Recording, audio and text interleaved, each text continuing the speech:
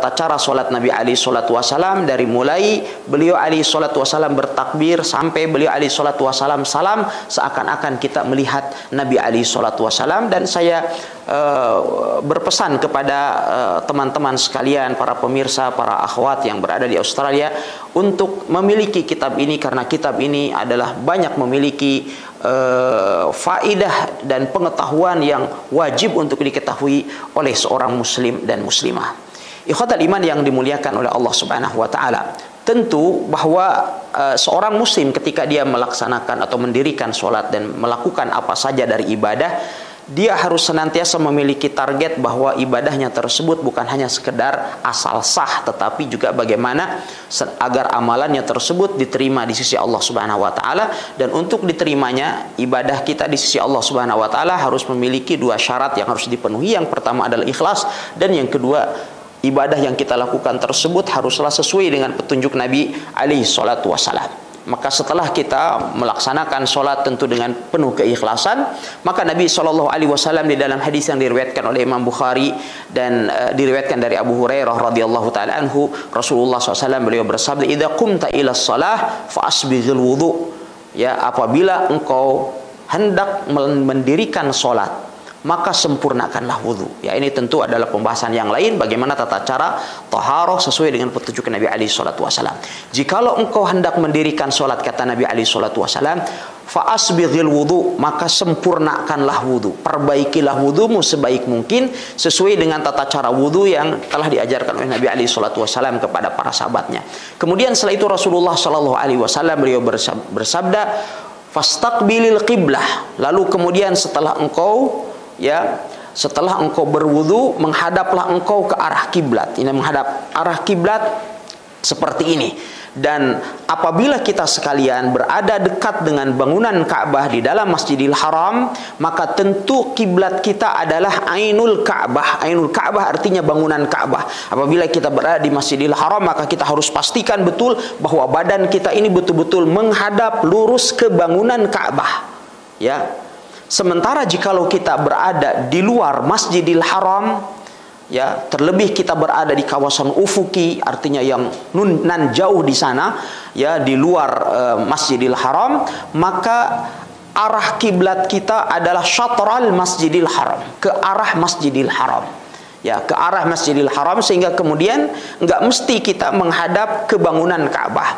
Ya, menyerong sedikit, ya, tidak menjadi masalah selagi kemudian itu ke arah Masjidil Haram. Allah Subhanahu wa taala berfirman, "Qad nara taqalluba wajhika fis sama' falanuwalliyannaka qiblatan tardaha fawalli wajhaka syatral Masjidil Haram." Sungguh aku telah atau sesungguhnya kami telah melihat bolak-baliknya wajahmu ke langit, ya. Ketika Nabi SAW meminta kepada Allah agar kiblat dipindahkan dari Masjidil Aqsa ke Masjidil Haram, maka kemudian Allah Subhanahu wa taala berfirman, "Fawalli wajhaka syatral Masjidil Haram," maka arahkanlah wajahmu ke arah Masjidil Haram. Maka kata Nabi alaihi salatu wasallam, "Fastaqbil qiblah," maka menghadaplah ke arah kiblat. Ya, kita menghadap ke arah kiblat, ya. Setelah kemudian kita menghadap ke arah kiblat, tentu ya kita sebelum sholat juga sangat penting adalah kita meletakkan sutrah, ya, meletakkan sutrah. Ya, sutrah ini adalah pembatas yang kita letakkan, ya, di depan kita sekalian, ya. Ini namanya sutrah atau pembatas, dan idealnya pembatas itu adalah tingginya kamu akhiratir hal, yakni kurang lebih satu hasta, ya, seperti yang ada di hadapan saya ini, ya, dia kurang lebih tingginya satu hasta atau kurang lebih sekitar 40 cm.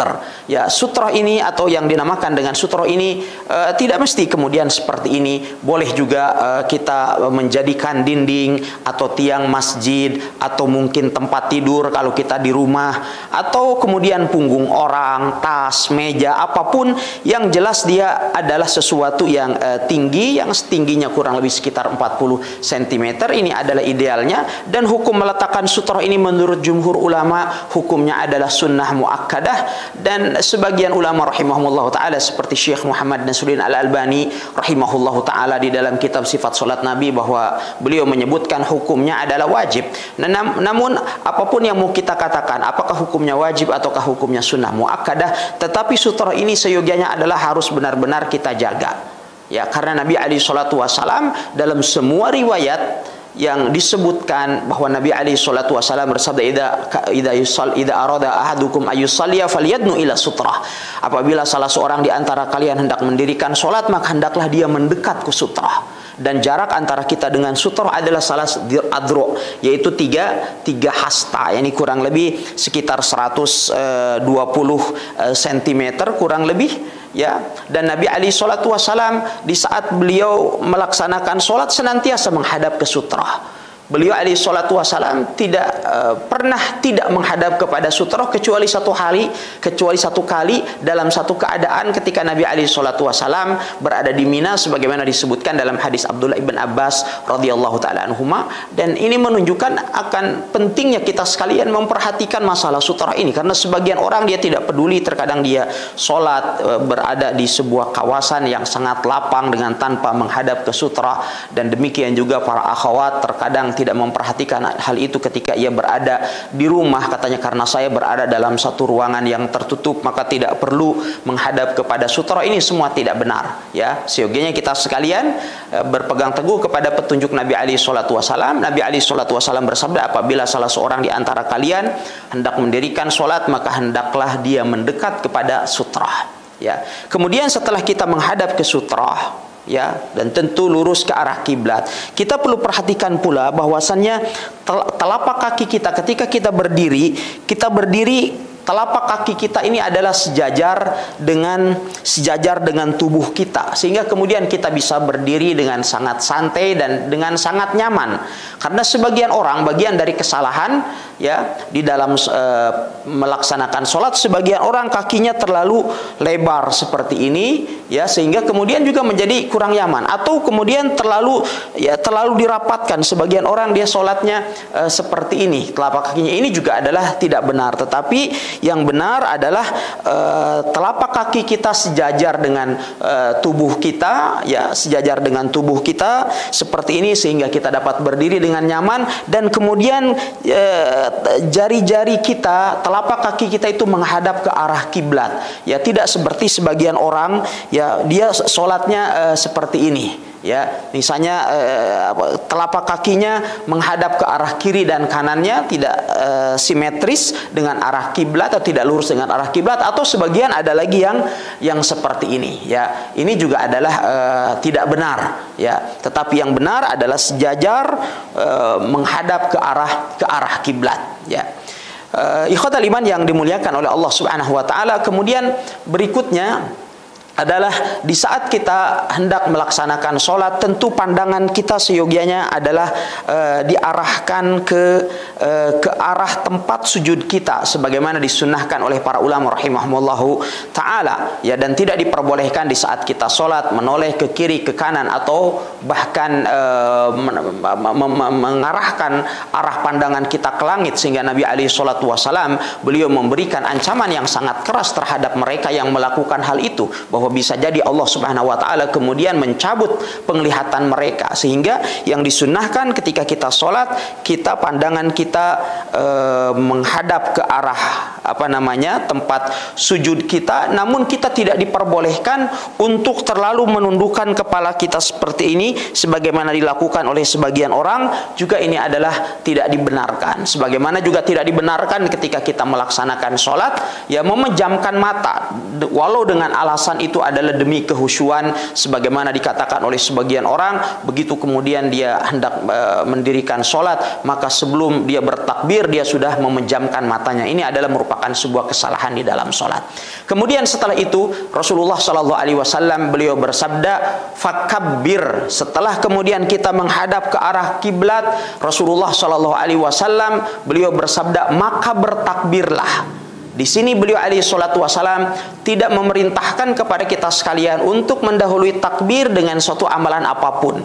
Sebagian orang sebelum bertakbir ia mengucapkan niat terlebih dahulu dengan mengatakan misalnya nawaitu an usalliya salata dhuhri arba'a raka'atin mustaqbilal qiblah ma'muman lillahi ta'ala dan semisalnya.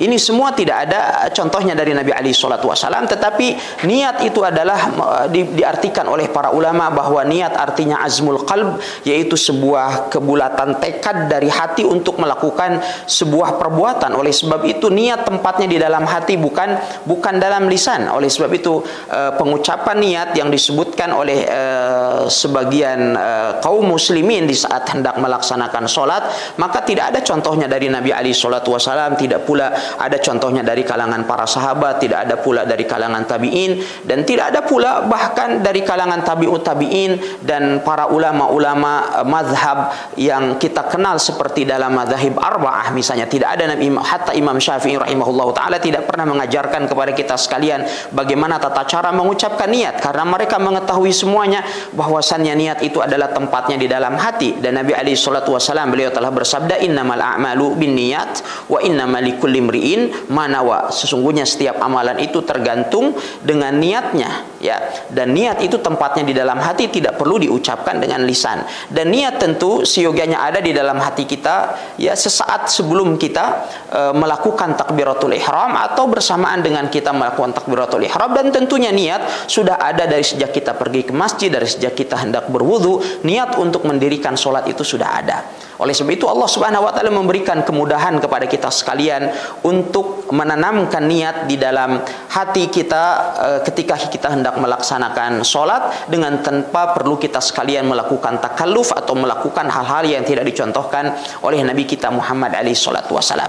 Kemudian setelah kita berniat, seyogianya juga seorang muslim ketika dia berdiri hendak mendirikan sholat, dia saat itu harus menyadari bahwa saat itu dia berdiri menghadap kepada Allah Jalla wa'ala, Raja di Raja, penguasa dan pencipta alam semesta ini. Sehingga apabila kita dapatkan bagaimana Rasulullah SAW dan para sahabat serta para salaf terdahulu, bagaimana ketika mereka mendirikan sholat, ya, mereka ketika berdiri untuk mendirikan sholat, sebagian dari mereka itu sampai langsung terlihat pucat wajahnya dan seterusnya, karena mereka yakin bahwa dia saat itu atau mereka saat itu adalah menghadap kepada Allah Subhanahu wa taala.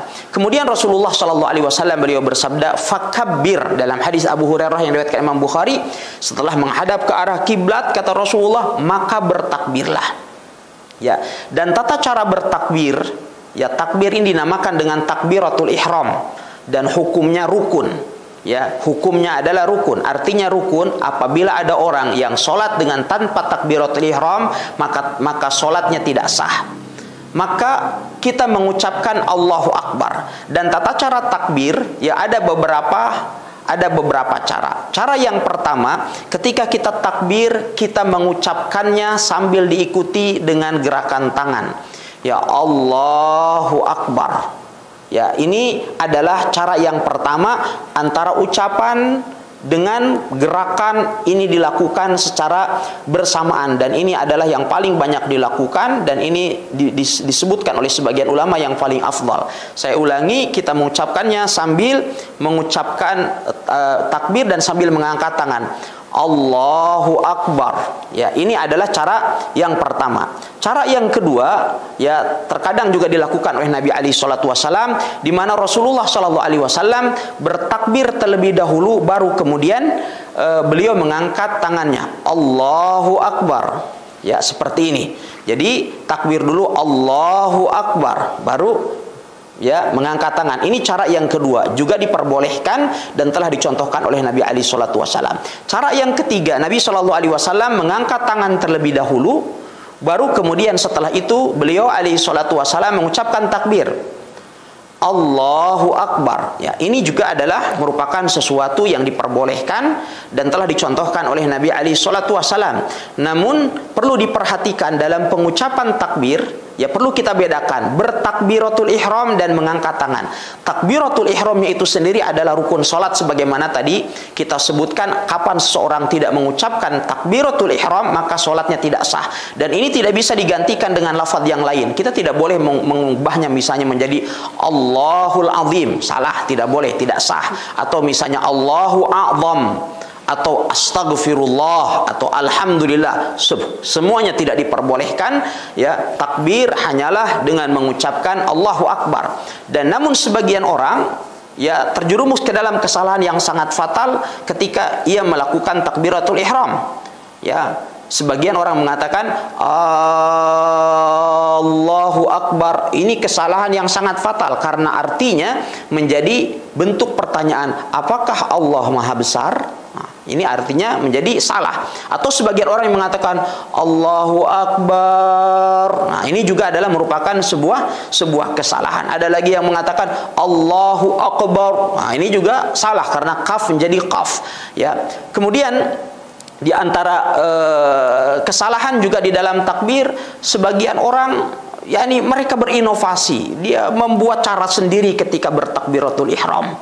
Ya, seperti misalnya sebagian orang dia melakukannya Allahu Akbar, dia putar terlebih dahulu tangannya. Ini juga merupakan sesuatu yang tidak diperintahkan oleh Nabi alaihi salatu wasallam. Bahkan jikalau dia menganggapnya itu adalah sebagai sebuah sunnah, maka dia berdosa di sisi Allah Subhanahu wa taala. Andaikan dia tidak mengangkat tangannya, itu adalah lebih bagus karena mengangkat tangan hukumnya adalah sunnah, sedangkan takbiratul ihram hukumnya wajib. Ya, kemudian tangan yang ketika kita mengangkat tangan, maka ada dua riwayat dari Nabi alaihi salatu wasallam yang kedua-duanya boleh untuk kita lakukan. Yang pertama, Nabi alaihi salatu wasallam ketika bertakbir itu adalah hadwal mankibain, seperti ini kurang lebih.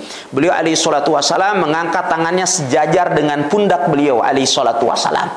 Ini cara yang pertama yang diperbolehkan. Kemudian cara yang kedua adalah hadwa syahmatai udhunaih. Beliau alaihi salatu wasallam mengangkat itu sejajar dengan daun telinga beliau alaihi salatu wasallam. Boleh kita mengangkat tangan dengan melakukan takbiratul ihram seperti ini, Allahu Akbar. Ini sejajar dengan daun telinga kita. Ini adalah sesuatu yang diperbolehkan juga. Namun sebagian orang ya terjerumus ke dalam kesalahan. Dan tentu tidak menjadi masalah seseorang ketika terjerumus ke dalam kesalahan, karena setiap manusia bisa saja melakukan kesalahan. Tetapi yang menjadi masalah tatkala dia berlarut-larut dalam kesalahan, dia tidak mau memperbaiki kesalahan yang telah ia lakukan. Sebagian orang dia bertakbir terlalu belakang, ya, sampai katanya harus menyentuh telinga. Atau sebagian orang dari madhab tertentu itu adalah sebelum takbir dia sudah meletakkan ibu jarinya di belakang daun telinganya. Ini juga tidak ada contohnya dari Nabi alaihi salatu wasallam. Demikian juga ketika kita takbiratul ihram, seyogianya kita merapatkan jari-jari tangan kita dan tidak merenggangkannya. Yani kita tidak melakukannya misalnya seperti ini, Allahu Akbar. Ya, ini juga tidak diperbolehkan. Atau kemudian takbir misalnya terlalu tinggi dan terlalu lebar seperti ini juga merupakan sesuatu yang tidak diperbolehkan. Ya, sementara ketika kita usai melakukan takbir, ya, kita misalnya contohkan kembali cara yang pertama tadi, Allahu Akbar. Maka Nabi alaihi salatu wasallam bersabda, "Nahnu ma'asyiral anbiya umirna an nadha'a aymanana ala syama'ilina ala sadar fis shalah." Kami telah diperintahkan, kami para nabi telah diperintahkan untuk meletakkan tangan kanan kami di atas tangan kiri kami di atas dada di saat kami melaksanakan sholat. Dan ada 3 cara dalam meletakkan tangan meletakkan tangan kanan di atas tangan kiri ketika kita sholat. Yang pertama adalah kita meletakkan telapak tangan kanan kita di atas telapak tangan kiri kita seperti ini. Ya, ini yang dinamakan dengan wadha.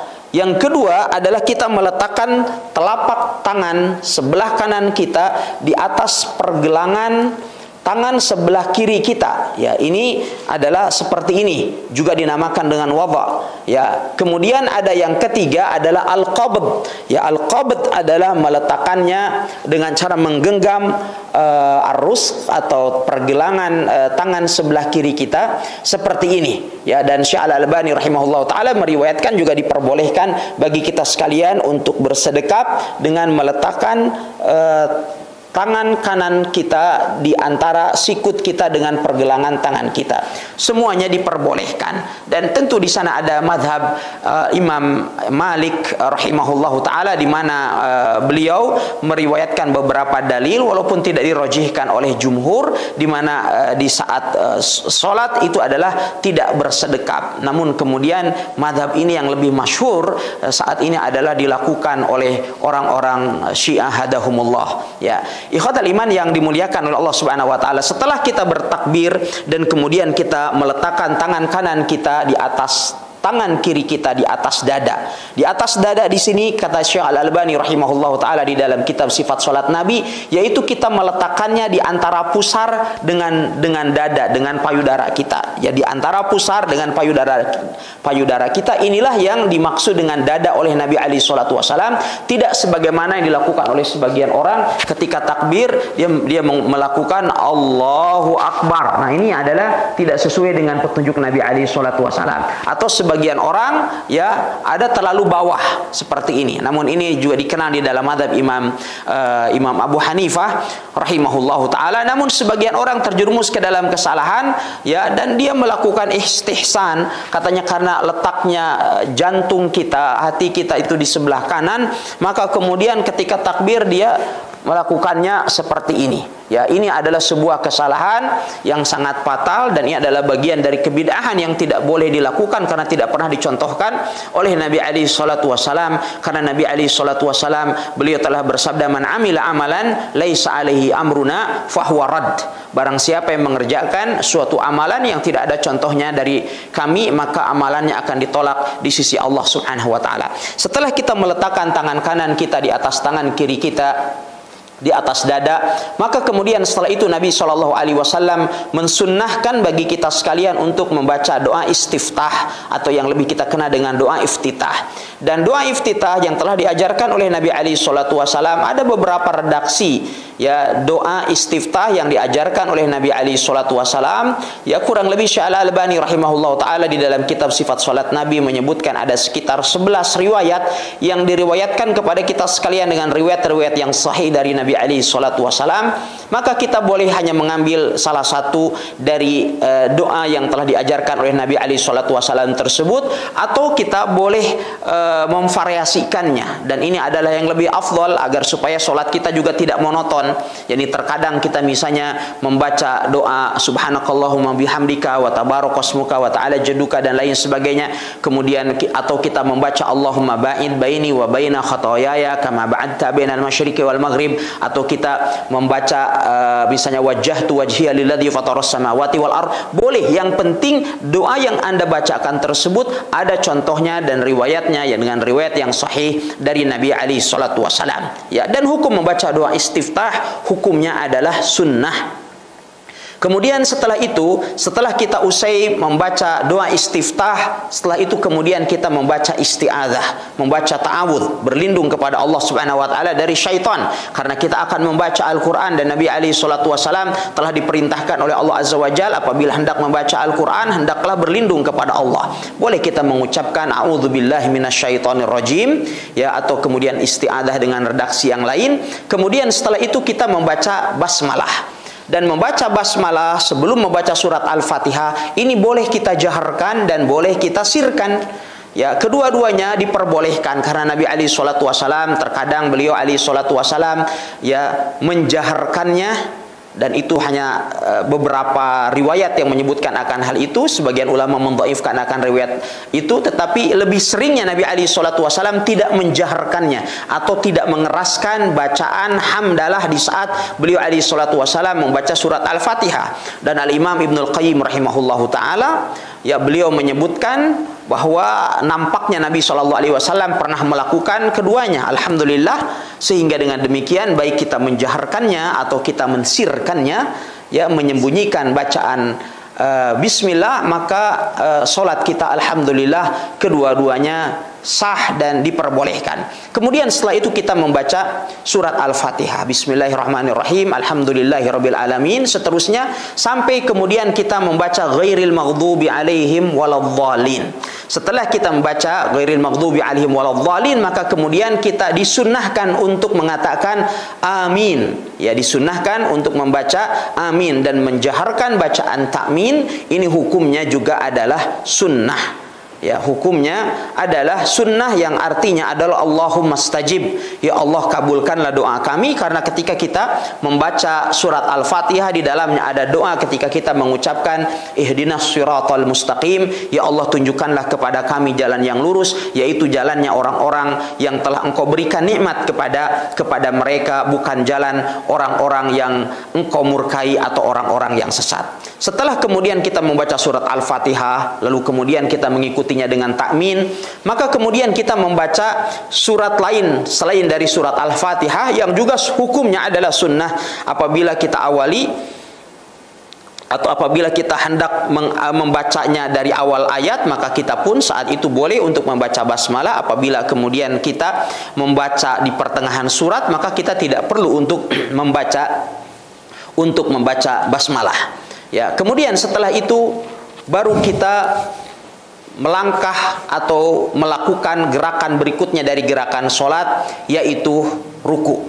Ya, ketika kita usai membaca surat setelah surat Al-Fatihah, maka kemudian kita bertakbir, dan takbir perpindahan dari satu gerakan ke gerakan yang lain ini dinamakan dengan takbir intiqal atau takbir perpindahan. Maka kemudian kita bertakbir, ya, kita dalam keadaan pandangan kita seperti yang telah kita sebutkan tadi mengarah ke arah tempat sujud, lalu kemudian kita bertakbir dan ucapan bersamaan dilakukan dengan, atau ucapan dilakukan secara bersamaan dengan gerakan. Kemudian kita melakukan ruku dengan mengatakan Allahu Akbar. Ya. Ketika kita ruku, ya, pertama ketika kita ruku kita bertakbir seperti kita hendak melakukan takbiratul ihram tadi, namun kemudian kita ikuti dengan gerakan ruku.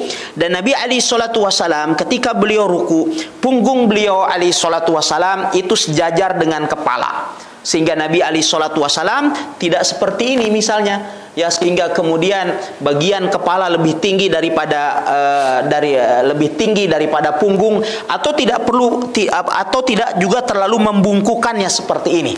Ya, itu semua adalah merupakan sebuah kesalahan dalam praktik sholat. Sedangkan tangan kita di saat kita ruku, maka tangan kita menggenggam lutut kita dengan merenggangkan jari jemari kaki kita, sehingga kemudian kita lihat di sini jari jemari tangan kita menggenggam tempurung lutut kita dan bukan memegang paha kita. Sebagian orang ada yang ruku dia seperti ini, memegang paha. Ini tidak diperbolehkan. Tetapi ketika kita ruku, maka kita menggenggam tempurung lutut kita dengan jari tangan yang direnggangkan seperti ini, ya.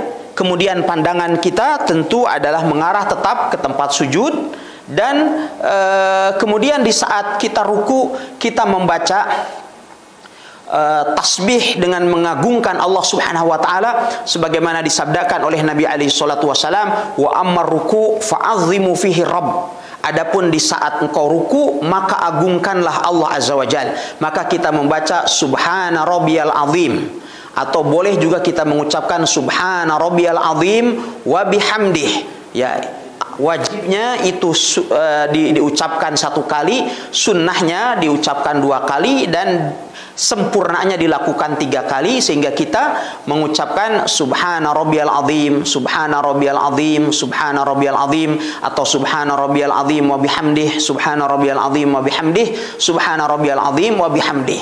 Ya, kemudian setelah kita melakukan ruku tadi dengan penuh tumakninah atau ketenangan, baru kemudian kita bangkit sambil membaca sami Allahu liman hamidah. Ya, ini yang dinamakan dengan gerakan i'tidal. Ya, kita kemudian bangkit menyeimbangkan kembali tubuh kita dalam keadaan i'tidal, sambil bangkit tadi dari ruku kita kita mengucapkan sami Allahu liman hamidah. Ketika kita bangkit dari ruku dan mengucapkan sami Allahu liman hamidah, maka tangan kita kembali posisinya seperti tatkala kita sekalian melakukan takbiratul ihram. Tidak sebagaimana diucap atau dilakukan oleh sebagian orang, ya, kita lihat di sini sami Allahu liman hamidah, sebagian orang seperti ini.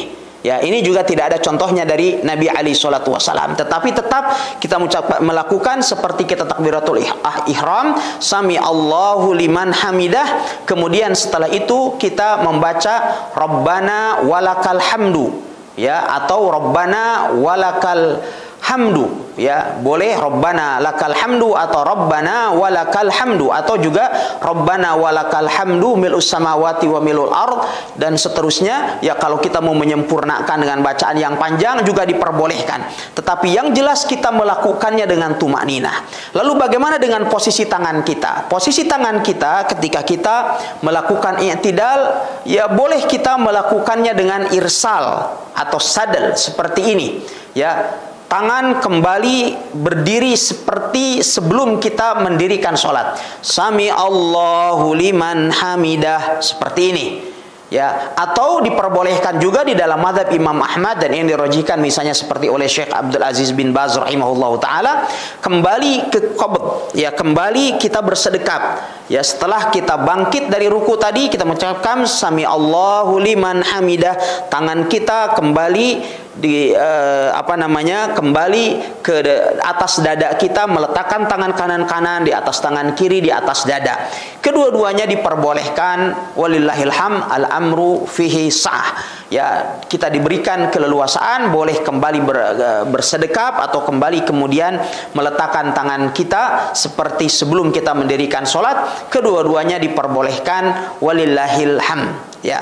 Kemudian setelah itu, setelah kita melakukan i'tidal dengan tumakninah, tumakninah artinya dengan penuh ketenangan, sehingga kemudian punggung-punggung kita lurus, tulang-tulang kembali kepada tempatnya, maka kemudian setelah itu kita melakukan sujud. Dan di saat sujud, ya, ketika kita turun untuk melakukan sujud, di sana ada dua pendapat para ulama rahimahumullahu taala, dan kedua-dua pendapat ini memiliki dalil, alhamdulillah, sehingga manapun yang kita lakukan maka sholat kita tetap sah. Cara yang pertama adalah dengan mendahulukan, ya, lutut kita, ya, dengan mendahulukan lutut, lalu kemudian tangan, lalu kemudian jidat dan hidung. Dan kita ketahui bahwasannya Nabi alaihi salatu wasallam, beliau bersabda, umirtu an asjuda ala sab'ati a'dhum. Aku telah diperintahkan untuk melakukan sujud di atas 7 tulang. Lalu Nabi SAW bersabda alal jabhati, ya, di atas jidat. Tapi Nabi SAW sambil menunjuk jidat dan menunjukkan juga ke hidung. Alal jabhati, ini dihitung 1. Wal kaffain, dan kedua telapak tangan. Kemudian warukbatain, dan kedua lutut. Kemudian wal qadamain, dan kedua kaki. Jumlahnya berarti menjadi 6. Sehingga cara yang pertama ketika kita hendak sujud adalah kita menurunkan lutut terlebih dahulu. Maka kemudian kita melakukannya seperti ini, Allahu Akbar. Ya. Jadi yang turun itu lutut dulu, baru kedua telapak tangan, baru kemudian jidat dan hidung. Ya, saya ulangi, ini adalah merupakan cara yang pertama ketika kita hendak sujud. Cara yang pertama kita sujud terlebih dahulu dengan mendahulukan atau menurunkan lutut terlebih dahulu ke lantai. Ya, kita melakukan Allahu Akbar. Yang pertama. Cara yang kedua,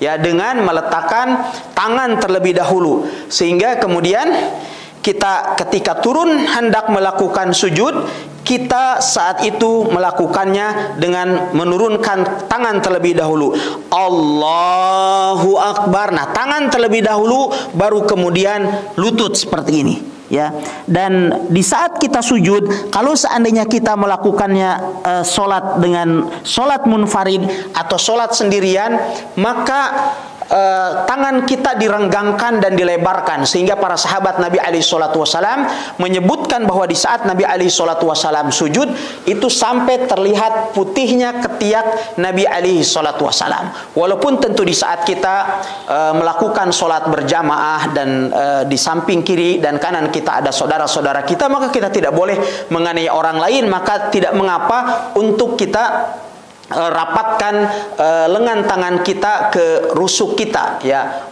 Kecuali jikalau di masa pandemik seperti ini, misalnya kita sholat berjarak, maka kita bisa melakukan sujud dengan sempurna seperti yang kita praktekkan ini, ya. Jadi lengan ini adalah, ya, lengan ini dijauhkan dari rusuk, ya. Dan tentu di saat kita sujud, tangan-tangan kita ini adalah harus kita kumpulkan dan kemudian kita hadapkan ke arah kiblat, ya. Dan Nabi alaihi salatu wasalam juga tidak memperbolehkan di saat kita sujud dengan meletakkan atau menurunkan lengan tangan kita, ya, sampai sikut ke lantai, ya, seperti ini adalah merupakan salah satu cara sujud yang tidak diperbolehkan oleh Nabi alaihi salatu wasalam.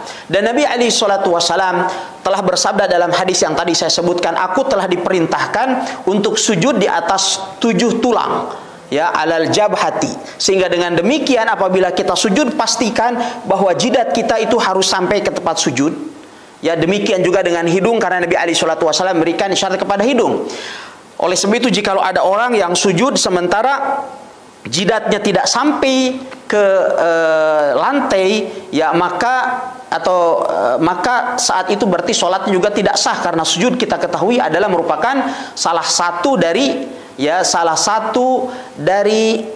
rukun sholat. Ya, kemudian kita di saat kita ketika kita sujud, kita mensucikan Allah Subhanahu wa taala, bertasbih kepadanya dan memuji Allah Subhanahu wa taala yang Maha Tinggi dengan mengucapkan subhana rabbiyal a'la atau subhana rabbiyal a'la wa bihamdih, sebagaimana kita ketahui dalam bacaan sujud. Dan diperbolehkan juga bagi kita sekalian untuk berdoa dan menambahkan doa kepada Allah Azza wa Jal setelah kita berdoa kepada Allah Subhanahu wa taala dengan doa muqayyad, yaitu doa sujud subhana rabbiyal a'la atau subhana rabbiyal a'la wa bihamdih.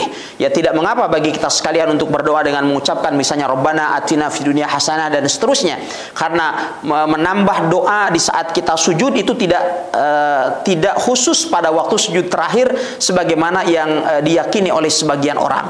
Kemudian setelah itu kita bangkit, ya, dan ada satu kesalahan yang ingin saya sampaikan di saat kita hendak sujud. Ini adalah kadang dilakukan oleh sebagian imam, kesalahan ini di mana di saat sujud mereka tidak bertakbir kecuali setelah sampai di tempat sujud.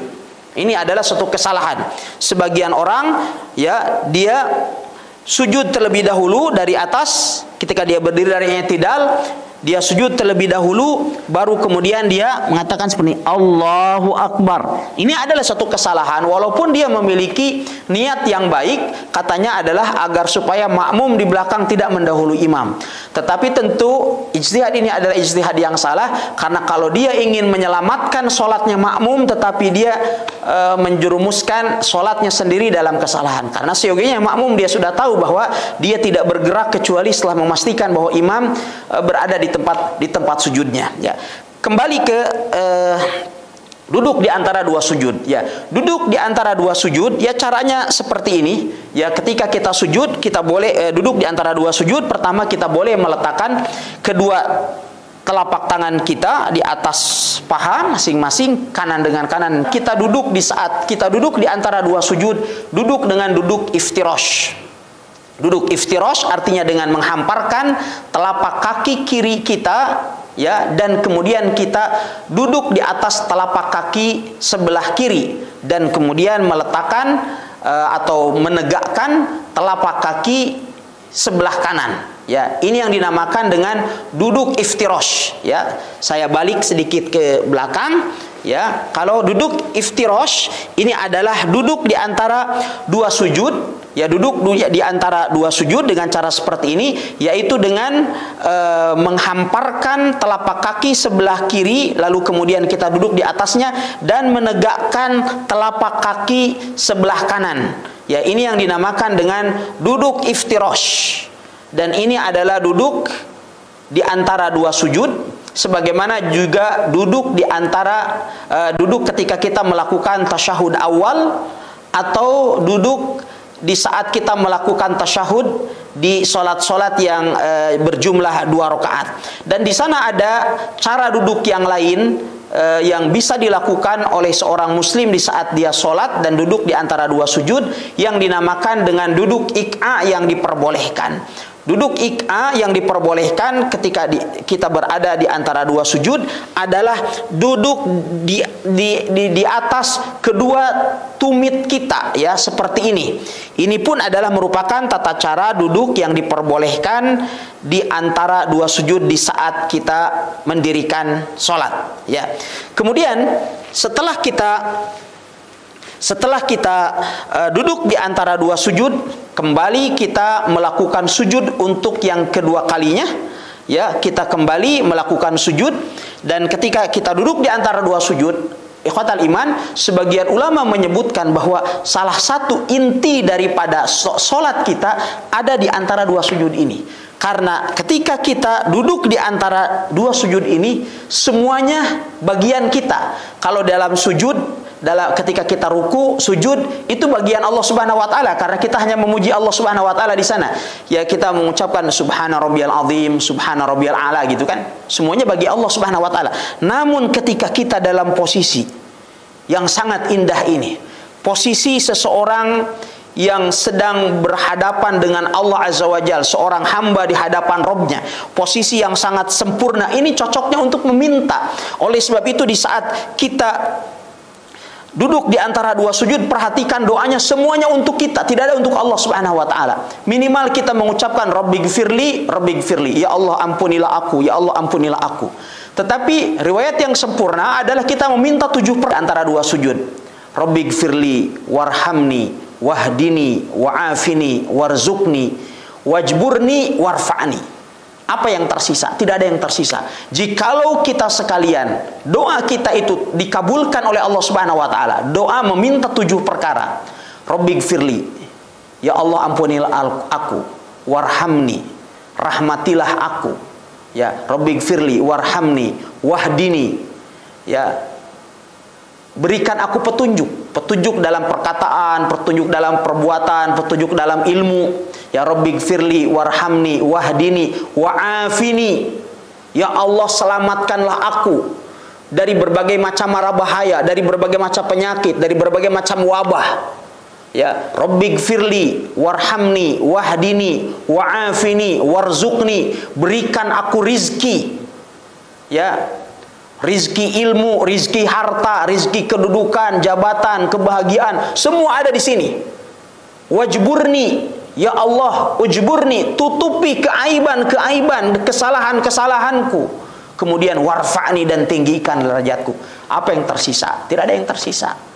Oleh sebab itu, seyogianya ketika kita duduk di antara dua sujud, kita betul-betul melakukannya dengan tumakninah. Karena sebagian orang ketika sujud, Allahu Akbar, Allahu Akbar, ini tidak ada tumakninah. Dalam kondisi seperti itu, sholatnya tidak sah. Ya, oleh sebab itu Nabi SAW memerintahkan kepada sahabat tadi yang diperintahkan untuk mengulangi sholatnya. Kenapa beliau diperintahkan untuk mengulangi sholat Nabi SAW? Karena ia melakukannya tidak dengan tumakninah. Kemudian setelah kita selesai dari 2 kali sujud, maka kita berdiri, ya, berdiri untuk melakukan rakaat berikutnya. Ya, ketika kita hendak berdiri melakukan rakaat berikutnya, maka kita boleh duduk sejenak yang dinamakan dengan duduk istirahat.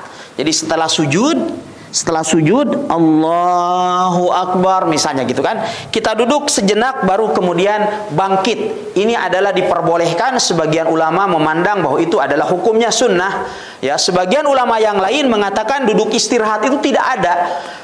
Hanya saja jikalau seseorang membutuhkannya maka dia boleh melakukannya, karena oleh sebab itu duduk istirahat ini adalah sesuatu yang tidak ada wirid dan tidak ada bacaannya, sehingga boleh dari sujud, misalnya dari sujud seperti ini seseorang langsung mengucapkan Allahu Akbar, langsung boleh. Ya, boleh juga sebagian riwayat kalau kita membutuhkan adanya tumpuan, mungkin karena sudah lanjut usia atau karena tuntutan kesehatan sehingga kemudian kita bertumpu pada tangan kita, juga diperbolehkan. Ya, namun afdalnya tangan ini adalah dibelakangkan menurut Ibnu Qayyim rahimahullah ta'ala, karena menurut beliau bagian dari tartib ketika turun itu adalah dari bawah ke atas secara berurutan. Lutut dulu, tangan dulu, baru jidat. Ketika kita bangkit dari atas ke bawah, jidat dulu, tangan dulu, baru lutut yang belakangan. Ya. Kemudian setelah itu kita melanjutkan rokaat berikutnya. Di rokaat berikutnya tentu kita melakukan gerakan-gerakan yang sama. Ya, walaupun bacaannya berbeda setelah Al-Fatihah misalnya, namun kemudian dalam ruku dan demikian juga sujud, duduk di antara dua sujud sama. Sampai kemudian kita melakukan tasyahud. Ya, dan tasyahud ya, atau orang kita biasa mengatakannya tahiyat, tentu duduk tahiyat adalah duduk iftirash, sebagaimana duduk di antara dua sujud. Ya. Salat-salat yang memiliki dua tasyahud, yaitu salat duhur, asar, maghrib dan isya, maka di tasyahud pertama duduknya adalah duduk iftirash. Duduknya duduk iftirash, baru kemudian setelah itu ya kita sekalian membaca doa tasyahud. Dan dalam membaca doa tasyahud kita disunnahkan ya jari kita ini adalah memberikan isyarat dengan membentuk angka 53 sebagaimana disebutkan di dalam hadis Nabi alaihi salatu wasallam. Sehingga kita sekalian ya membuat lingkaran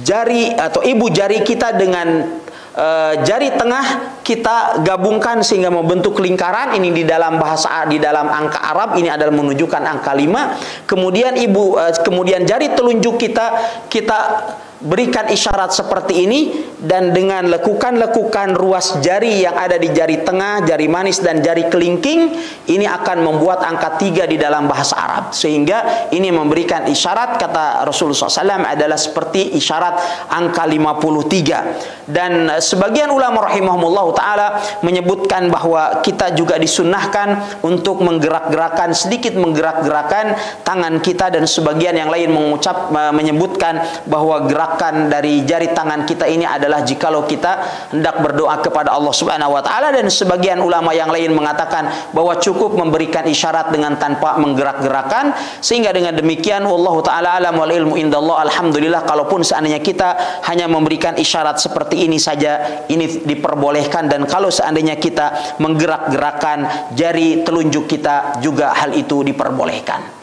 Kemudian setelah itu kita membaca doa tasyahud sebagaimana telah diajarkan oleh Nabi alaihi salatu wasalam, at-tahiyatu lillah wassalawatu wattayyibat, dan seterusnya, kemudian bersolawat kepada Nabi alaihi salatu wasalam. Ya, dan di dalam tasyahud awal ya, yang wajib kita membaca sampai doa tasyahud, sampai kita mengucapkan asyhadu alla ilaha illallah wa asyhadu anna muhammadan abduhu wa rasuluh. Ini adalah wajibnya. Adapun membaca sholawat di tasyahud yang pertama, hukumnya adalah sunnah di dalam mazhab Imam Syafi'i, sehingga apabila di dalam mazhab yang lain, maka membacanya bacaan tasyahud itu sampai tasyahud saja, sampai asyhadu alla ilaha illallah wa asyhadu anna muhammadan abduhu wa rasuluh. Oleh sebab itu apabila Anda sholat di Masjidil Haram atau Anda sholat di Masjid Nabawi, pada umumnya apabila kita hendak membaca sholawat Ibrahimiyah di saat tasyahud awal, itu pasti tidak akan cukup waktunya, karena imam hanya akan membaca bacaan tasyahud sampai bacaan asyhadu alla ilaha illallah wa asyhadu anna muhammadan abduhu wa rasuluh. Tinggal kemudian sekarang tata cara tasyahud akhir. Tasyahud akhir adalah dilakukan pada sholat-sholat yang memiliki dua tasyahud seperti sholat maghrib, isya, zuhur, dan asar. Tata cara duduk terakhir atau duduk tasyahud akhir dalam sholat kita adalah cara duduk tawarruk. Ya, tentu di sana ada perbedaan pendapat di kalangan para ulama apakah juga duduknya duduk iftirash. Ya, alhamdulillah walaupun duduk iftirash juga boleh. Tetapi yang masyhur dari mazhab Imam Syafi'i rahimahullahu taala, bila salatnya memiliki 2 tasyahud, maka di tasyahud yang pertama itu iftirash dan di tasyahud yang kedua duduknya duduk tawarruk. Dan duduk tawarruk memiliki 3 cara. Ya, cara yang pertama dan kedua ini disepakati akan kebolehannya, dan di cara yang ketiga diperselisihkan oleh para ulama rahimahullah taala.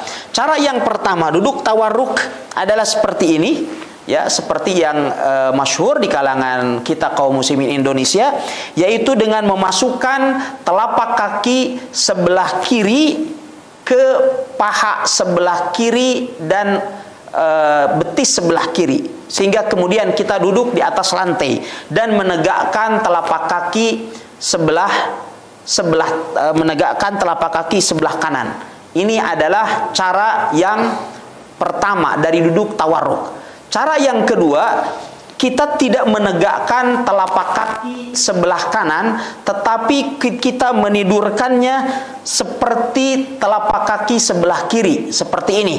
Ya, ini juga merupakan duduk tawarruk yang diperbolehkan. Ya, duduk tawarruk yang diperbolehkan juga seperti ini. Kemudian ada cara yang ketiga, yaitu memasukkan telapak kaki sebelah kiri, ya, di antara paha dengan lutut, ya, seperti ini. Ya, ini juga diperbolehkan oleh sebagian ulama rahimahullah taala, termasuk diperbolehkan oleh Abdullah bin Abbas radhiyallahu taala anhuma, dan beliau mengatakan bahwa ini adalah sunnah. Setelah kemudian kita membaca doa tasyahud sampai innaka hamidum majid, dan disunahkan juga di dalam tasyahud akhir, ya, kita berlindung kepada Allah Subhanahu wa taala dari 4 perkara. Allahumma inni a'udzubika min adzabi jahannam wa min adzabil qabr wa min fitnatil mahya wal mamat wa min syarri fitnatil masihid dajjal. Ini adalah doa yang juga dianjurkan oleh Nabi alaihi salatu wasalam untuk kita baca di akhir tasyahud kita. Lalu kemudian kita setelah itu, ya, melakukan salam. Ya, melakukan salam. Sambil kita mengucapkan salam, ya, maka kita menoleh ke sebelah kanan, ya. Assalamualaikum warahmatullah. Assalamualaikum warahmatullah, seperti ini, ya. Dan tidak perlu kemudian kita melakukan gerakan-gerakan lain, ya, karena sebagian kaum muslimin ketika salam dia mengangguk terlebih dahulu, ya. Assalamualaikum warahmatullah, mengangguk lagi, baru kemudian salam lagi, assalamualaikum warahmatullah. Ini tidak ada contohnya dari Nabi alaihi salatu wasallam. Ya, ikhwatal iman yang dimuliakan oleh Allah Subhanahu wa taala. Demikian tata cara dari tata cara dari salat Nabi alaihi salatu wasalam, atau sebagian di antara tata cara salat Nabi alaihi salatu wasalam, yang tentunya ada cara-cara yang lain yang telah dijelaskan oleh para ulama rahimahumullah taala, bahwa itu adalah merupakan bagian dari petunjuk Nabi alaihi salatu wasalam di dalam mendirikan salat. Manapun yang kita lakukan dari tata cara sholat Nabi SAW tersebut, semuanya diperbolehkan walillahilham, selagi riwayatnya riwayat yang sahih dari Nabi SAW.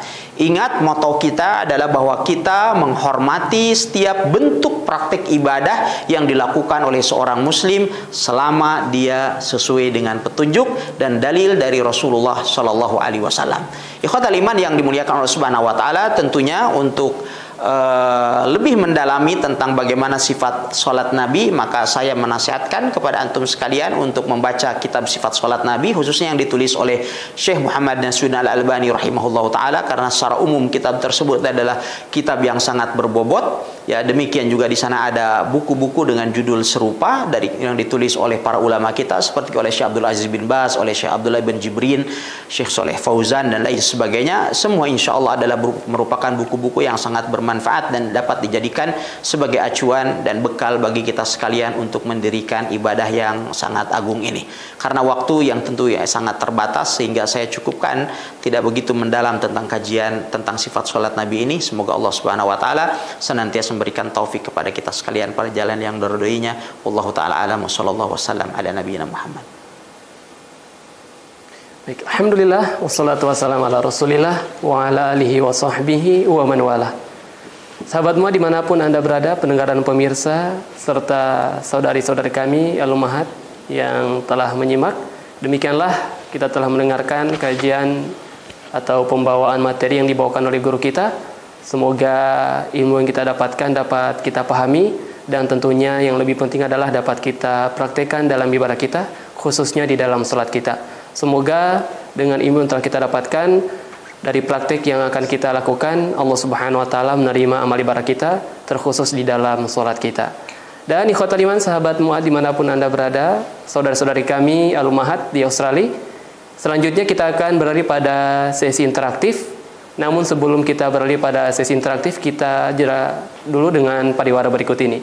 Jangan kemana-mana, tetap di Mu'ad TV dan juga 94.3 FM Radio Mu'az bin Jabal Kendari. Mu'adz TV, saluran televisi satelit Anda.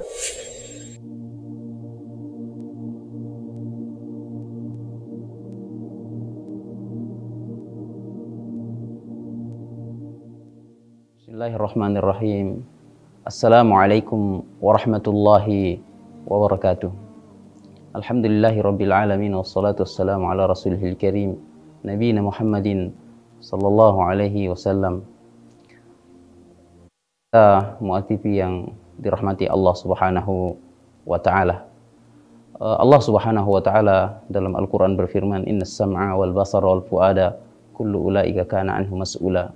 Ayat ini mengingatkan kita bahwa umat Islam harus betul-betul berhati-hati untuk menjaga seluruh anggota tubuhnya, terutama yang disebutkan dalam Al-Qur'an, yaitu pendengaran, penglihatan. Inna sam'a wal basara wal fuada, dan hati, karena semua itu akan dipertanggungjawabkan pada hari kiamat, dan bertanggung jawab ya pada hari kiamat, menuntut ya kita pada hari kiamat tentang apa-apa saja yang kita lakukan dengan anggota badan tersebut, terutama as-sam'ah, yaitu pendengaran dan penglihatan.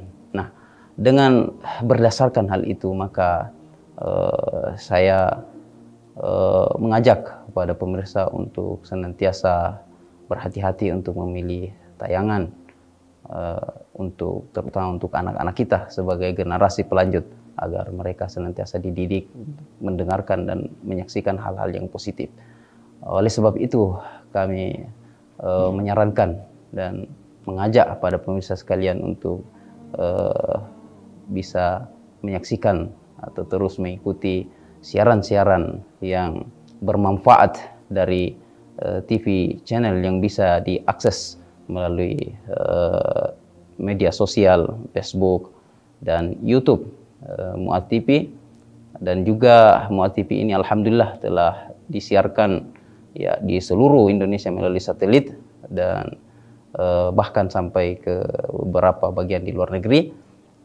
Dan juga untuk pemirsa di wilayah kota Kendari bisa menyaksikannya melalui TV kabel, dan insyaallah melalui channel Mu'adz TV kita dapat mendidik anak kita dengan tayangan-tayangan yang bermanfaat Islami yang dapat mengantarkan mereka untuk menuju kepada keridhaan Allah Subhanahu wa taala. Demikianlah ya, saya akhiri, subhanakallah bihamdik, asyhadu an la ilaha illa anta, astaghfiruka wa atubu ilaik. Wassallallahu wasallim ala nabiyina Muhammad. Wassalamualaikum warahmatullahi wabarakatuh. Mu'adz TV, saluran televisi satelit Anda. Baik, alhamdulillah, wassalatu wassalamu ala Rasulillah wa ala alihi wa sahbihi wa man walah. Sahabat Mu'adz dimanapun Anda berada, dan juga saudari kami Al-Ummahat di Australia yang kami muliakan karena Allah Subhanahu wa taala, kita kembali bersama dalam program kajian rutin kita. Dan sebagaimana biasa, sebagaimana yang telah kami sampaikan tadi, kita akan beralih pada sesi interaktif. Bagi pendengar dan pemirsa, Anda dapat mengirimkan pertanyaan Anda di 0852 555 943. Dan untuk Al-Ummahat, saudara-saudari kami di Australia, tentunya Anda dapat bertanya langsung kepada guru kita melalui aplikasi Skype yang telah terhubung bersama kami alhamdulillah saat ini. Kami persilakan kepada Al-Ummahat terlebih dahulu untuk bertanya kepada guru kita.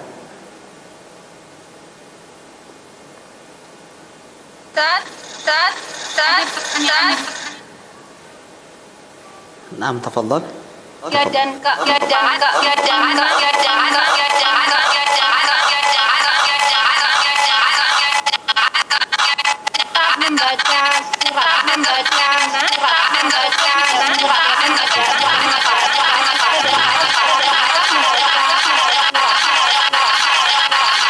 Baik, Ikhwat kalian sahabat semua dimanapun Anda berada, kami mohon maaf karena ada gangguan sedikit. Kita bacakan dulu pertanyaan dari pendengar atau pemirsa.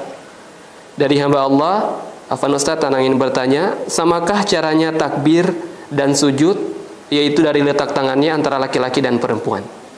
Alhamdulillah wassalatu wassalam ala Rasulillah wa ala alihi wa sahbihi wa mawalah.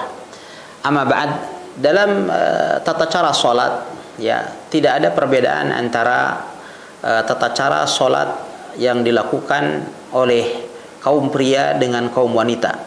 Karena Nabi alaihi salatu wasalam beliau tidak membedakan antara tata cara salat beliau yang beliau ajarkan kepada kaum pria dan juga kepada kaum wanita. Karena Nabi alaihi salatu wasalam beliau telah bersabda kepada seluruh umatnya, "Shallu kama ra'aitumuni usolli." Salatlah kalian sebagaimana kalian melihat aku salat. Di dalam hadis tersebut Nabi alaihi salatu wasalam tidak membedakan antara salat kaum pria dengan salat kaum wanita, sehingga hukum asalnya bahwa semua gerakan dan semua bacaan baik bagi kaum pria atau kaum wanita semuanya sama, wallahu taala alam. Baik, alhamdulillah, barakallahu fikum atas jawabannya. Kemudian kami persilakan kepada saudari kami Al-Umahat. Apabila ada pertanyaan kami persilakan. apa hukum jika membaca surat setelah Al-Fatihah dalam rakaat ketiga atau Bisa diulangi pertanyaannya karena belum masuk ke studio. Mohon maaf Om, bisa diulangi pertanyaannya? apakah hukum membaca surat Ya, Afwan masih sorry, mungkin bisa di. Baik, kalau begitu sambil kita menunggu normalnya jaringan atau sambungan dengan Al-Umahat, kita bacakan lagi pertanyaan dari Abu Ardi di Baruga. Assalamualaikum Ustaz. Waalaikumsalam warahmatullahi wabarakatuh. Apakah diperbolehkan pandangan kita saat sholat melebihi daerah tempat sujud kita? Syukron, jazakumullah khair. Nah, tentunya diperbolehkan untuk melebarkan pandangan arah pandangan kita sekalian melebihi tempat sujud kita. Ya, namun hal itu seyogianya adalah tidak diiringi dengan gerakan kepala. Karena Nabi alaihi salatu wasalam suatu ketika pernah beliau alaihi salatu wasalam melaksanakan sholat, lalu kemudian Rasulullah SAW karena adanya sebuah kebutuhan, maka Nabi alaihi salatu wasalam mengarahkan pandangannya ke pasukan berkuda yang beliau telah kirim sebelumnya menuju ke arah Syam. Tetapi saat itu adalah Rasulullah SAW tidak mengikutinya dengan gerakan kepala beliau alaihi salatu wasalam, tetapi beliau hanya menolehkan pandangan matanya dengan tanpa diikuti dengan gerakan kepala beliau alaihi salatu wasalam, wallahu taala alam. Barakallahu fikum Ustaz atas jawabannya. Kemudian apabila sudah tersambung kami persilakan kepada Al-Umahat untuk bertanya. membaca Silakan.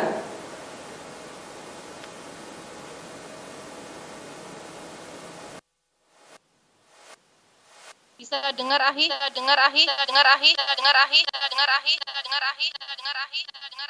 apakah hukum membaca surat setelah Al-Fatihah di rakaat ketiga dan keempat Afwan, suaranya masih belum bisa kami tangkap. Kita bacakan lagi sembari kita menunggu. Pertanyaan dari hamba Allah di Kalimantan. Assalamualaikum Ustaz. Waalaikumsalam warahmatullahi wabarakatuh. Anda ingin bertanya, ada berapa macam doa di antara dua sujud yang sesuai dengan tuntunan Rasulullah SAW? Syukran. Nah, ada beberapa doa, di antaranya adalah yang paling masyhur dan minimal diucapkan oleh seorang muslim adalah doa Allahumma gfirli, Allahumma gfirli, ya. Ini adalah yang minimal dan wajib untuk diucapkan oleh seorang muslim.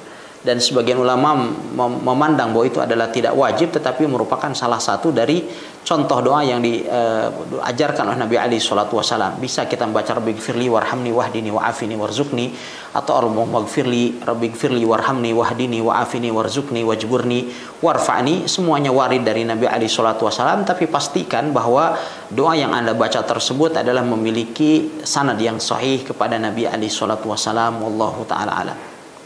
Barakallahu fikum Ustaz atas jawabannya. Kita bacakan lagi pertanyaan dari pendengar atau pemirsa dari hamba Allah di Kendari. Ustadz, ana ingin menyatakan atau menanyakan hukum membaca doa atau zikir setelah melaksanakan sholat fardu. Nah, tentu di sana ada wirid yang telah diajarkan oleh Nabi alaihi salatu wasallam seusai kita melaksanakan sholat fardu, ya. Di antaranya adalah membaca istighfar 3 kali, kemudian membaca Allahumma antas salam wa minkas salam tabarak tayyadal jalali wal ikram, dan seterusnya dari azkar ba'da sholawat yang diajarkan oleh Nabi alaihi salatu wasallam. Namun seyogianya wirid-wirid dan azkar yang dibaca oleh seorang muslim seusai ia melaksanakan sholat fardu ini dilakukan secara masing-masing individu, ya, dilakukan secara fardiyah, tidak dilakukan secara terpimpin dan berjamaah sebagaimana dilakukan oleh sebagian dari kalangan kaum muslimin. Karena Nabi alaihi salatu wasallam tidak mencontohkan akan hal itu, di mana Nabi alaihi salatu wasallam memang mengangkat suaranya ketika beliau berzikir setelah sholat, tetapi Nabi Shallallahu Alaihi Wasallam tidak memimpin bacaan wirid atau zikir setelah sholat bagi para sahabatnya. Wallahu taala alam. Baik, terima kasih Ustaz atas jawabannya. Semoga dari jawaban Ustaz tadi dapat dipahami. Kemudian kita bacakan pertanyaan dari saudari kita Lumha di Australia. Yang pertama, Ustaz, apa hukum membaca surah di rakaat ketiga dan keempat setelah surah Al-Fatihah? Alhamdulillah wassalatu wassalam ala Rasulillah. Yang disunnahkan dari Nabi alaihi salatu wassalam, kita mencukupkan diri dengan membaca surat Al-Fatihah di rakaat yang ketiga dan keempat, dan tidak membaca surah. Tetapi kalau seandainya kita membaca surah, maka juga hal itu diperbolehkan. Wallahu ta'ala alam. Baik, barakallahu fikum Ustaz. Ikhwatal iman, sahabat mu'ad dimanapun Anda berada, karena satu dan lain hal, maka untuk pertanyaan-pertanyaan dari saudari-saudari kita Lumahat di Australia langsung diarahkan melalui pesan singkat via WhatsApp. Dan berikutnya kita bacakan lagi pertanyaan dari Lumahat. Bagaimana jika letak sedekap tangan kita di dada? Bolehkah Ustaz? Siogianya itu yang dilakukan, yakni bersedekap di dada. Hanya sannya di dada itu, di atas dada, disebutkan oleh Syekh Al-Albani rahimahullahu taala, yaitu posisinya antara payudara dengan pusar, bukan di atas dada. Ini kalau ini kita katakan dada, maka di atasnya berarti di sini. Sebagian orang seperti ini, ya, maksudnya di atas dada, dia adalah bersentuhan dengan dada. Sama halnya apabila kita mengatakan jam itu di atas dinding, maka bukan berarti ini dinding, jam ada di atasnya, tetapi dia menempel ke dinding. Maka demikian juga sabda Nabi Shallallahu Alaihi Wasallam, di atas dada artinya kita adalah bersentuhan dengan dada, dan kurang lebih posisinya adalah antara payudara kita dengan pusar kita. Wallahu taala alam. Baik, barakallahu fikum Ustaz. Semoga dapat dipahami jawaban yang telah diberikan. Masih pertanyaan dari Alumahat. Apa maksud dari menggerakkan tangan pada saat tahiyat, Ustaz? Ya, menggerakkan tangan artinya memberikan isyarat dengan menggerakkan jari telunjuk kita, ya, yang dinamakan dengan sabbahah. Orang Arab ada yang menamakannya dengan sabbabah. Sababah ini adalah yang suka mencela katanya. Padahal kita umat Islam tidak suka mencela. Maka oleh sebab itu sebagian ulama mengganti namanya dari sababah menjadi sabbahah. Nah, jari telunjuk ini adalah kita gerak-gerakan, ya. Kita gerak-gerakan di saat kita bertasyahud, dan itu adalah disunnahkan menurut sebagian ulama, termasuk diantaranya adalah pendapat Syekh Muhammad Nasiruddin Al-Albani rahimahullah ta'ala dalam kitab Sifat Salat Nabi. Namun sebagian ulama yang lain mengatakan bahwa hadisnya lemah, sehingga dengan demikian kita cukup memberikan isyarat saja dengan tanpa menggerakkannya. Ala kulli hal, baik itu adalah kita gerakan atau tidak, kedua-duanya diperbolehkan karena memiliki dalil dari Rasulullah Sallallahu Alaihi Wasallam. Adapun di dalam pendiagnosaan dari hadis, maka sebagian ulama ada yang memandang hadisnya dhaif dan sebagian yang lain mensahihkannya. maka kita katakan bahwa hal itu menunjukkan keleluasaan bagi kita sekalian, apakah kita hendak menggerakkannya atau tidak. Wallahu ta'ala alam. Baik, syukur Ustadz atas jawabannya. Kita bacakan lagi pertanyaan dari Al-Lumahat. Ustadz, bagaimana dalam kondisi normal di luar pandemi, apabila kita sholat, sebelah kanan atau kiri kita tidak merapatkan sholat? Kita sudah berusaha untuk merapatkan, bagaimana apabila mereka masih tidak mau untuk rapat? Ya, syukran. Tentu bahwa menyempurnakan shaf, merapatkan dan meruskan shaf itu adalah bagian dari kesempurnaan sholat.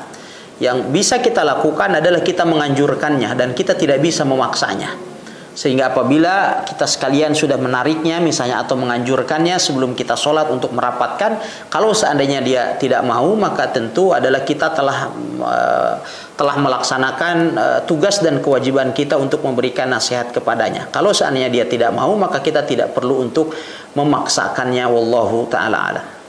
Baik, itulah tadi jawaban dari guru kita, semoga dapat dipahami. Kita bacakan lagi pertanyaan dari Al-Lumahat di Australia. Ustadz, bolehkah takbir dari berdiri ke ruku? Apakah tangan tidak diangkat? Bolehkah apabila tangan diangkat? Dan haruskah berkata Allahu Akbar? Taib, alhamdulillah, wassalatu wassalam ala rasulillah. Takbiratul intiqal atau takbir perpindahan dari satu gerakan ke gerakan yang lain hukumnya sunnah. Hal ini berbeda dengan takbiratul ihram yang hukumnya dikatakan oleh para ulama adalah rukun. Arti rukun kapan tidak dilakukan maka mengakibatkan sholat kita tidak sah di sisi Allah Subhanahu wa taala sehingga perlu untuk diulang. Adapun takbir intiqal atau takbir perpindahan dari satu gerakan ke gerakan yang lain maka hukumnya sunnah. Andaikan ada seorang yang tidak mengucapkannya pun maka sholatnya tetap sah. Wallahu ta'ala alam. Baik, syukur Ustaz atas penjelasannya, semoga dapat dipahami. Kita bacakan satu pertanyaan dari sahabat Buat. Assalamualaikum Ustaz. Waalaikumsalam warahmatullahi wabarakatuh. Dari hamba Allah di Palu, Sulawesi Tengah. Apabila kita bangkit dari ruku, apakah kita bersedekap lagi atau tidak? Syukron, jazakallah khair. Nah, kedua-duanya diperbolehkan. Apakah kita bersedekap kembali sebagaimana sebelum kita ruku, sebagaimana yang dirajihkan oleh Syekh Abdul Aziz bin Baz rahimahullahu taala, demikian juga Syekh Utsaimin dan banyak para ulama di Saudi Arabia. Ataupun kita tidak bersedekap sebagaimana difatwakan oleh Syekh Al-Albani rahimahullahu taala dalam kitab Sifat Salat Nabi. Bahkan Syekh Al-Albani rahimahullahu taala mengingkari keras terhadap mereka yang melakukan sedekap seusai melaksanakan ruku atau ketika beriktidal. Tetapi yang rajih kita katakan wallahu taala alam wal ilmu indallah bahwa kedua-duanya boleh untuk dilakukan. Ya, apakah kita kembali bersedekap sebagaimana sebelum kita ruku atau kita tidak bersedekap dan mengulurkan tangan kita seperti sebelum kita sekalian melakukan sholat, maka kedua-duanya diperbolehkan. Wallahu ta'ala alam. Karena perbedaan dalam masalah ini adalah berawal dari perbedaan pendapat para ulama rahimahumullah ta'ala dalam memahami hadis Nabi alaihi salatu wasallam dalam masalah ini, ketika Nabi sallallahu alaihi wasallam beliau bersabda sehingga tulang-tulang kembali ke tempatnya semula. Sebagian ulama mengatakan bahwa tulang kembali ke tempatnya semula adalah semula sebelum ruku.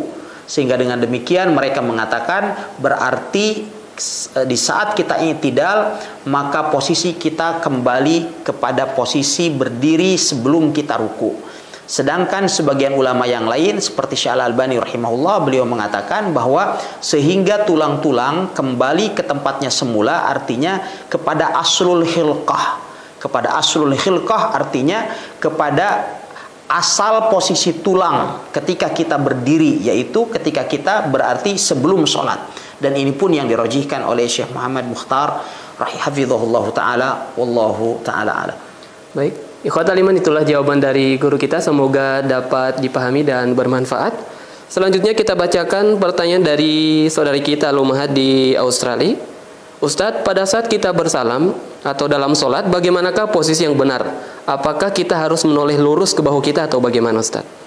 Taib, Nabi Shallallahu Alaihi Wasallam ketika beliau bersalam, maka Nabi Shallallahu Alaihi Wasallam yubaligh, ya disebutkan dalam hadis, beliau betul-betul menoleh sampai-sampai putih pipinya Nabi alaihi salatu wasallam terlihat oleh orang yang berada di belakangnya. Ini menunjukkan bahwasannya Nabi sallallahu alaihi wasallam ketika menoleh betul-betul beliau alaihi salatu wasallam menoleh.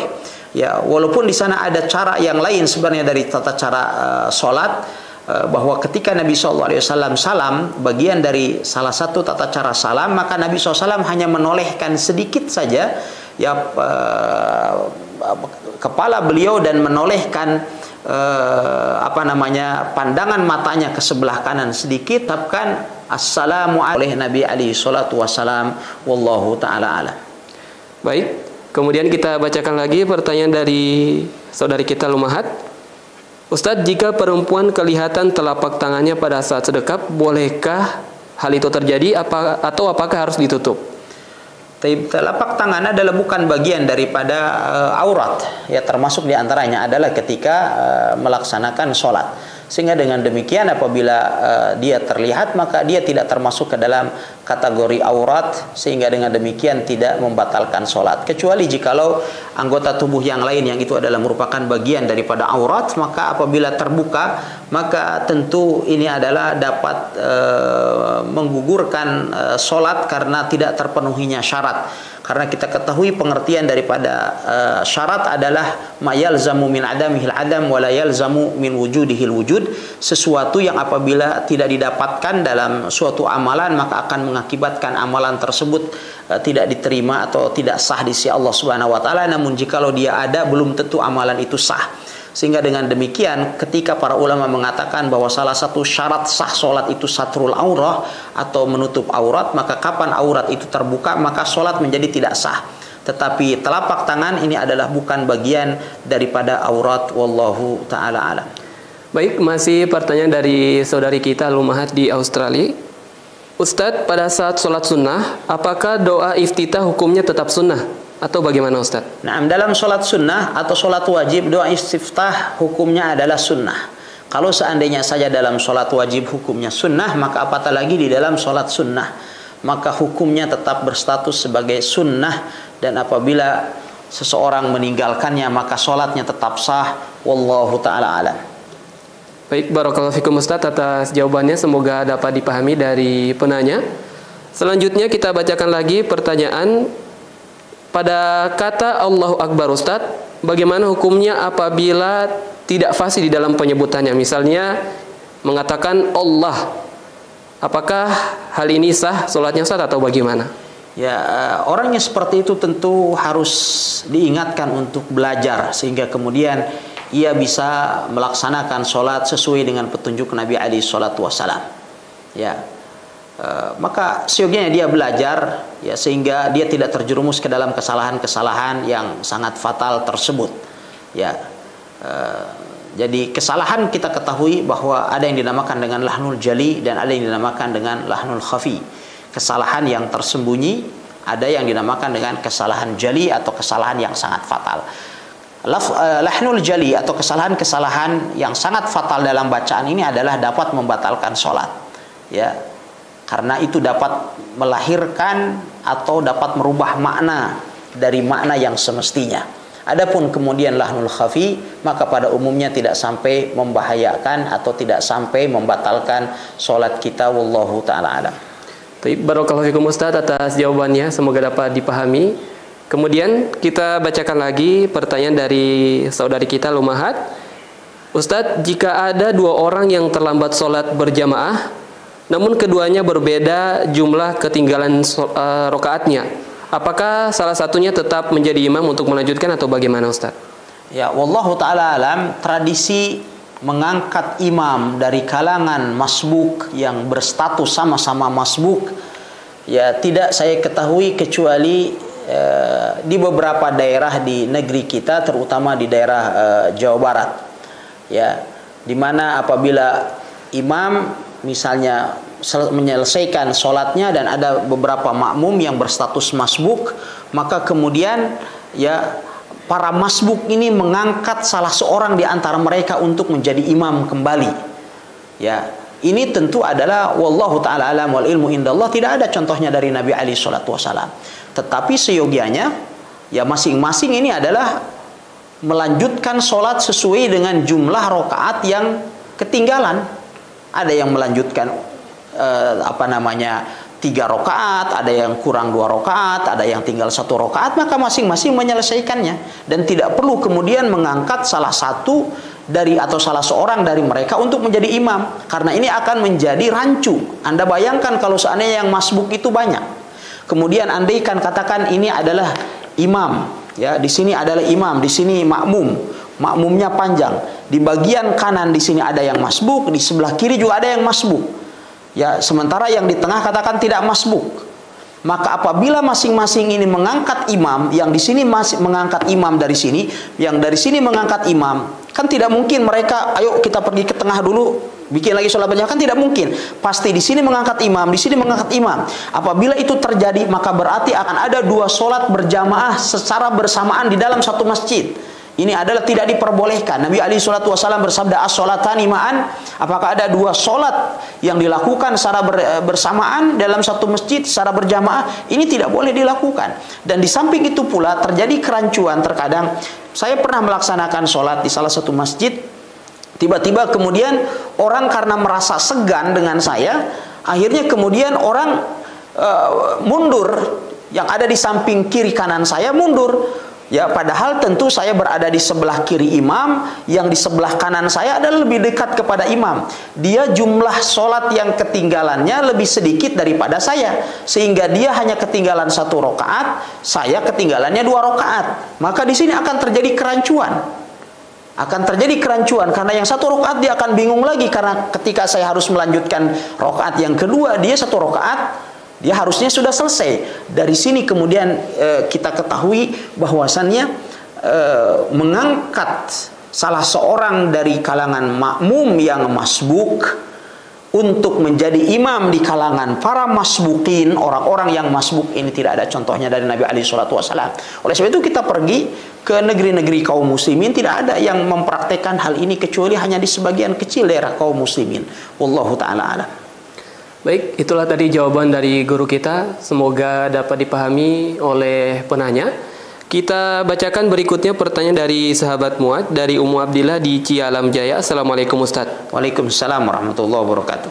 Ketika kita sholat dan lupa tahiyat awal, apakah harus diulangi lagi sholatnya Ustaz? Dan yang kedua, bagaimana apabila kita sementara sholat terus kita bersin, apakah harus mengucapkan hamdalah atau tidak Ustaz? Syukran jazakallah khair. Taib, alhamdulillah wassalatu wassalam ala rasulillah. Ya, jikalau kita melaksanakan sholat dan kita lupa tasyahud awal, kita baru ingat kalau kita tidak tasyahud awal setelah rakaat yang ketiga, maka kita tetap lanjutkan, lalu kemudian kita menggantikannya dengan sujud sahwi.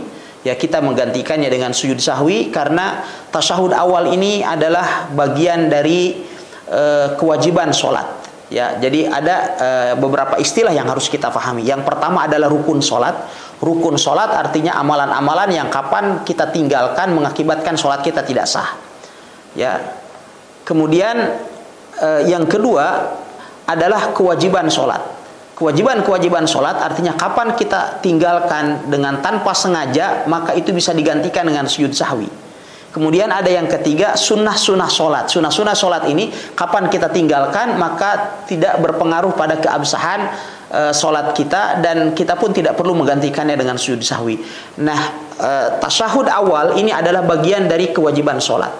Sehingga apabila ada seseorang yang lupa untuk tidak melakukan tasyahud awal, maka dia cukup menggantikannya dengan sujud sahwi, baik sebelum salam atau setelah salam, maka kedua-duanya diperbolehkan. Wallahu ta'ala alam. Adapun berkenaan dengan membaca hamdalah setelah kita bersin di saat kita sedang dalam keadaan sholat, diperbolehkan. Yang tidak diperbolehkan adalah menjawab bacaan hamdalah. Jikalau ada saudara kita yang bersin di samping kita misalnya, ya, dia mengucapkan alhamdulillah, tiba-tiba kemudian kita menjawab yarhamukallah. Ini yang tidak diperbolehkan, dan ini yang dilakukan oleh Muawiyah ibnul Hakam as-Sulami radhiyallahu taala anhu, yang kemudian diingkari oleh para sahabat Nabi alaihi salatu wasallam. Adapun kita yang bersin maka mengucapkan hamdalah, maka hal itu diperbolehkan. Wallahu taala alam. Baik, barakallahu fikum Ustaz atas jawabannya. Terakhir kita bacakan pertanyaan dari Alumahat. Yang pertama, sujud sahwi itu Ustaz 1 kali atau 2 kali? Dan pertanyaan kedua, batas ketinggalan sholat saat ruku atau saat Allahu Akbar dan makmum tetap membaca Al-Fatihah. Bagaimana hukumnya, Ustaz? Taib. Alhamdulillah wassalatu wassalam ala Rasulillah. Yang pertama, sujud sahwi itu dilakukan 2 rakaat. 2 kali.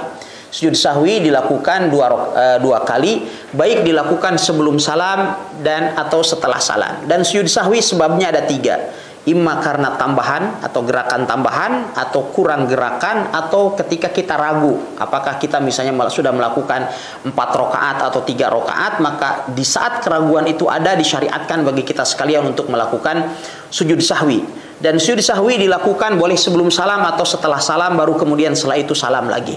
Dan tidak ada bacaan khusus dalam sujud sahwi. Sujud sahwi bacaannya adalah sama dengan bacaan sujud biasa, yaitu subhana rabbiyal a'la wa bihamdihi atau subhana rabbiyal a'la, subhana rabbiyal a'la, subhana rabbiyal a'la. Semuanya diperbolehkan. Adapun doa yang beredar di tengah-tengah masyarakat, subhanalladzi la yashu wa la yanam, Maha suci Allah yang tidak pernah lupa dan tidak pernah tidur, ini adalah riwayatnya dhaif, tidak bisa dijadikan sebagai hujjah dan argumen.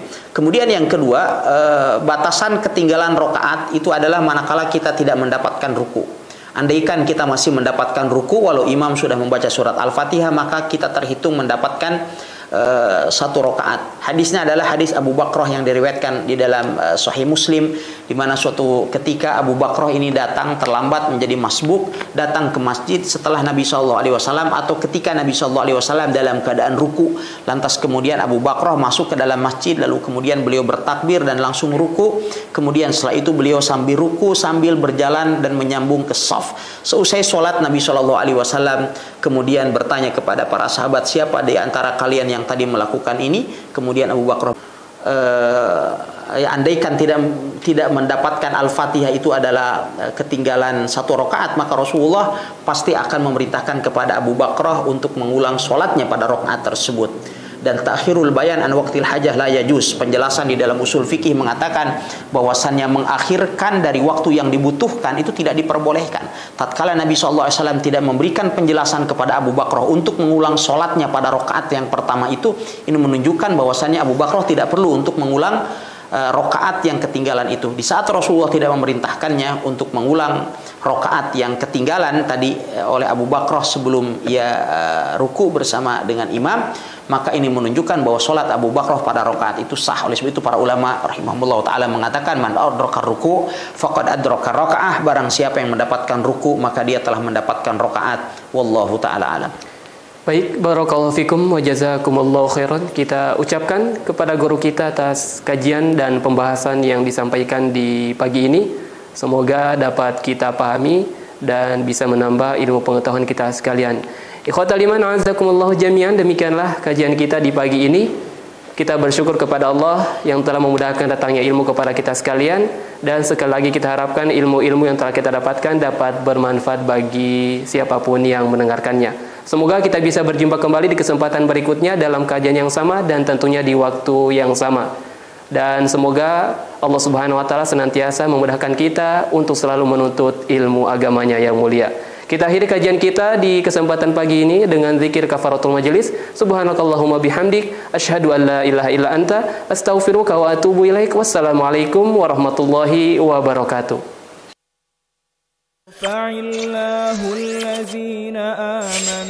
Muaz TV, saluran televisi satelit Anda.